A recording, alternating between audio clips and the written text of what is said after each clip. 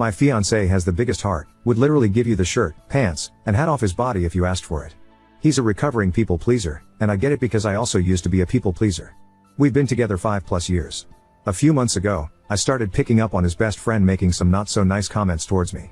I'm trying to be vague, but let's just say this friend is the type to read who in the room would be most affected by being picked on, and then he picks and picks and picks on them until they can't take it anymore. Nobody ever really holds him accountable for this, and unfortunately I have somehow become his favorite target. I tried to put up with these comments, but it started getting really elaborate. The friend would make up lies about me saying things I never said. He once called me in front of all our friends, my fiancé included, just to yell "You're a bad friend" into the phone and then hang up.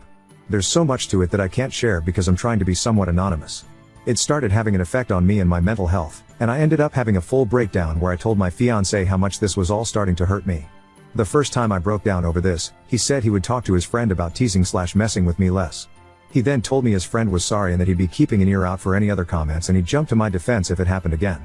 A few weeks later I had a second breakdown over all this. The situation itself is hitting a very specific childhood trauma/trigger for me, and he admitted that his friend didn't actually apologize. He actually said he was sorry I was too sensitive to understand his humor. At that point I told my fiancé my friendship with this person is over and I want zero contact from here on out, even if it means I have to miss out on events and parties that I'd otherwise love to go to. He agreed with me that all of this is being done with the intention to get a rise out of me, and that even if we tried to get through to this friend he's so diabolical that we could never fully trust him to not treat me at least a little bit shitty. My fiancé kept asking if this meant he had to quit the project they're working on. I told him I would never tell him he had to because I know how much it means to him, but in all honesty, the fact that this person is treating me so poorly that I'm having physical stress reactions isn't enough for him to want to cut this person off does hurt a lot. The fact that it isn't a deal breaker for him is probably always going to sting a little. He's not confrontational at all and I always knew that, but it's not about confrontation. It's about standing in my corner. And I can't spend the rest of my life with someone who isn't in my corner. This friend is getting married to my best friend in a few months, and we're both supposed to be in the wedding, but I really have no clue how. I get a literal knot in my stomach anytime his name is even mentioned now. I have seen this friend one time since all of this came to a head, and he was so over the top nice to me that it came off as cocky. I had the second breakdown a few days afterwards because I realized I'm possibly going to spend the rest of my life on edge and on guard anytime this person is even somewhat in my vicinity, even if they aren't actively fucking with me. I don't know how to come to terms with the fact that my fiancé was willing to lie to me on his shitty friend's behalf, but he's not willing to stand in my corner against him. I think it'll always hurt.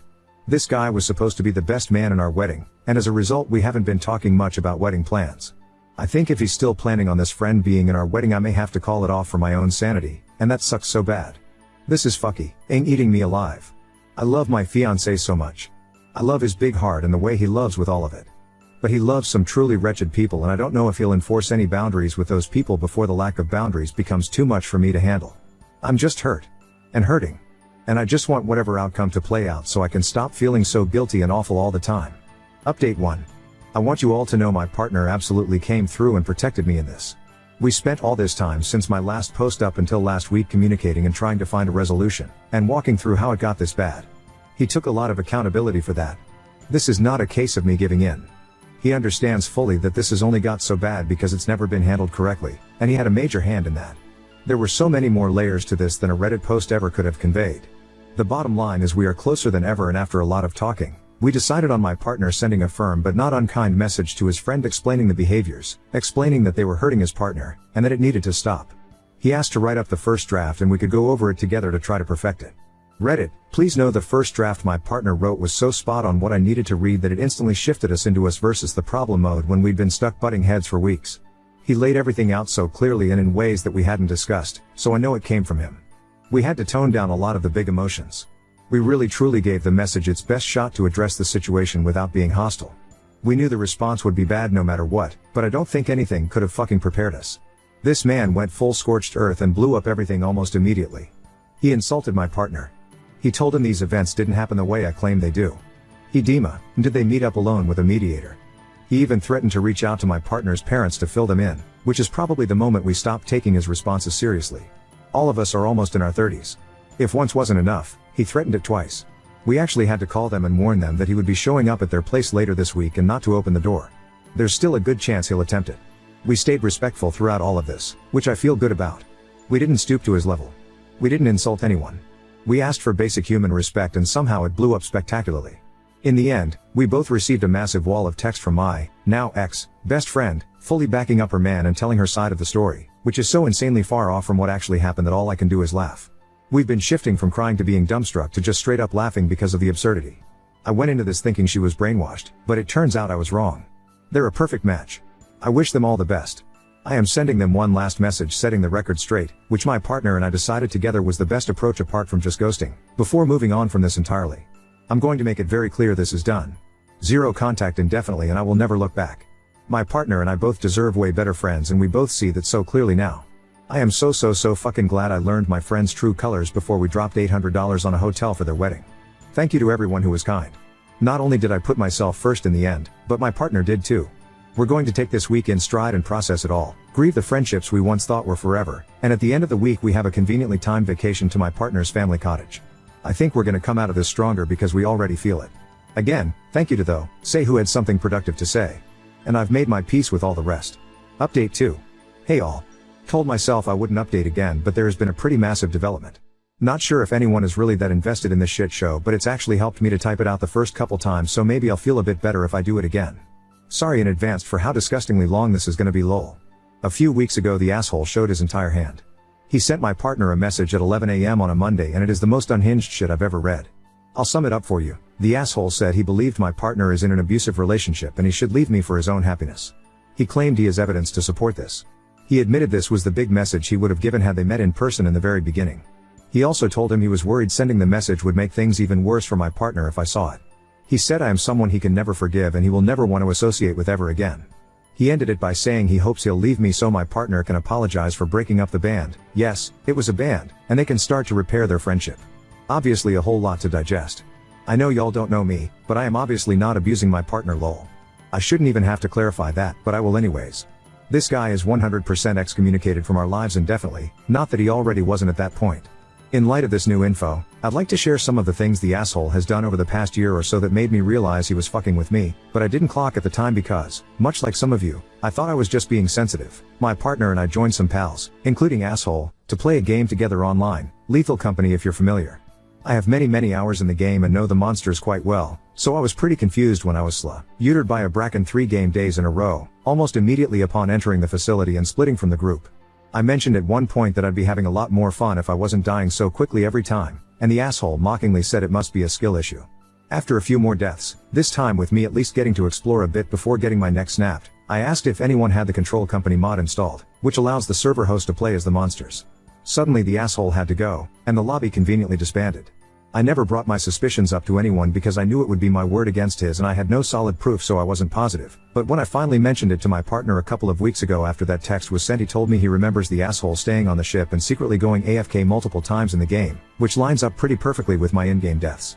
When I said the asshole was being too nice the time we saw him after my partner called him about his comments affecting me, I don't think I explained it right. My partner and I were sitting at a table at a local show and the asshole sat next to me, not my partner, and wouldn't stop touching my arm and asking me if I was enjoying the show. Multiple times he would just stare at me and grin as wide as he could. If I had just been told something I did hurt my friend's partner, I don't think I'd be all over them the way this guy was to me. Hell, if it were me I'd at least throw a sorry about the other night their way. It felt like he was gloating that he got away with it. It was comically over the top and made me and my partner very uncomfortable. We talked on the drive home and we both felt the same about it. I was hanging out with my friend at her place and asshole was there, so we all decided to head to my place and hang with my partner as a foursome. Right before we left the asshole asked if I knew our mutual friend's secret. I did not. I'm also not very close with his friend. My friend already knew and told him they should just tell me because I wouldn't be that invested, but asshole told her my partner didn't know yet and they couldn't tell me until we all got to my place and told him. He kept going on about how big the secret was and insisted that I'd freak out once I knew. I made a comment about how we were taking different cars and there was a chance my friend would just tell me on the way, so he looked her dead in the face and told her that he'd be genuinely upset with her if she told me before he told my partner. We respected that. When we got to my place, it was obvious my partner already knew. The big secret was simply that our friend was dating someone. I found out later that the asshole had called my partner the minute he got to his car and told him that both me and my friend didn't know and they should put on a big show of telling both of us together. My partner had known for weeks and the friend group had openly discussed it a few times, and it hadn't come up with me because, as I said, I'm not very close with this friend. I got baited lol. Truly exhausting behavior. My partner had no idea what happened until I told him about the conversation at asshole's place and my friend didn't say a word in my defense. I typed out exactly why this was ridiculous once all this came to a head and they both refused to even acknowledge it. I dyed my hair blue. My first outing with the new hair was with the whole group. I went all out on my makeup and outfit and was pretty stoked on it. I'm not exaggerating in the slightest when I say the asshole made 20 plus jokes about my hair in the span of about 15 minutes. It was pretty much every time he interacted with me, which he seemed to go out of his way to do specifically so he could make jokes about my hair. If you've ever had blue hair, then you've probably heard most of the jokes he was making. I laughed along for the first few, I see, and definitely handle banter as it's a huge part of almost all of my friendships, but after about 20 jokes I finally said it was getting old and asked if he had anything nice to say. He responded by making another 5 jokes with a big shit-eating grin on his face and implied I was too sensitive. There truly was no off switch with the guy. Anyways, just wanted you all to know I'm not crazy. The asshole has literally been trying to drive me mad for at least a year, and it almost worked. My partner and I have had many conversations about all this, and I know a lot of people had a lot to say about him, but please know this was eating both of us alive. He wanted to make things work so badly, he wanted to at least try to salvage their 20+ year friendship. But he understands now that was never possible, and he knows neither of us deserve to be treated the way the asshole treated us. This was never just about me. If he was a good friend to my partner, maybe things would be different and we could have tried harder to get through to him, but this is just who he is at his core. He's known for being a prick for no reason and lying about it. And there's no space in either of our lives for that. Anyways, I doubt the asshole can top that message, so this is the last update I'll give. My partner and I are coming out of this way stronger. The asshole has completely brainwashed my friend, and I've made my peace with it. She can have him, lol. Godspeed to the both of them. Now on to second story.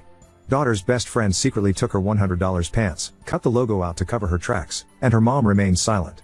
We have been family friends with the Smiths for about 4 years now. We have kids at ages that mesh up perfectly, so it's always a good time when we get together. They're great people that we trust. They have a daughter we'll call Carol and we have one we'll call Laura, both 12 years old. Laura is a bit shy but the kind of girl who opens up and has a great time with a BSD friend, which Carol is. Laura is also very organized and clean. She knows where all her stuff is and it's exceptionally rare that she misplaces anything. A few weeks ago, we had Carol over to swim with Laura in our pool. Before they went in the pool, Carol and Laura were in Laura's room. At some point, Carol started looking in Laura's dresser, apparently just browsing. Laura was a little weirded out by this but didn't think too much of it. Carol at one point says, "Wow, these are nice Lululemon pants." Laura had gotten them about a week prior as a special going back to school / birthday gift, and they cost about $100. She was very excited about them. So they talked about them briefly, then Carol put them back. The girls then went out and swam for a while, then came back inside and changed. Carol left her bag in Laura's room while they hung out for another hour or so. When it was time to go, Carol went and got her bag from Laura's room. The next day, Laura was absolutely freaking out before school because she couldn't find her pants. She looked in every drawer, looked in her sister's drawers, looked through her dirty clothes, the laundry room, everywhere. The pants were nowhere to be found. We certainly didn't want to assume the worst of Carol, but somewhat related, Laura did mention that Carol was wearing a different friend's Crocs which she said she had borrowed from said friend. So my wife and I decided my wife would call Carol's mom and do the old benefit of the doubt conversation, asking gently if maybe Carol had mixed up Laura's pants with her stuff. Carol's mom said she asked Carol about it but Carol said she didn't have the pants. So we went back to a theory of they were misplaced. But several weeks passed and we still didn't see them. Again, very unlike Laura for something like this to happen. Yesterday at school, Laura sees Carol wearing what suspiciously looks like her Lululemon pants. She notices the logo on them on the lower back, the pocketless day, Ignat her pants had, the same color, etc. She's pretty sure they're hers, especially considering the implication in Carol's first reaction to them that she herself didn't have pants like that. She asked Carol about the pants, mentioning they looked a lot like hers. Carol seemed uncomfortable and it seemed like she was trying to hide the logo on them. At one point, Carol lagged behind the group of friends they were in and it seemed like she was trying to fold the top of the pants down so the logo was less visible. Laura had previously told another friend named Sarah about this incident, so Sarah was on close watch at this point too. Later in the day, Carol, Laura, and Sarah were in class together and Sarah observed that the logo had been cut out of the pants, which was definitely done since they had seen her hours earlier. Laura had a look and saw the same thing. My wife and I discussed it at length and decided that even if this creates an awkward wedge between our families, we will call again and mention what Laura witnessed. So my wife calls Carol's mom, who at the time was in the middle of a school-related event, so when my wife explained the situation, the response was, okay, I will check later tonight and get back to you.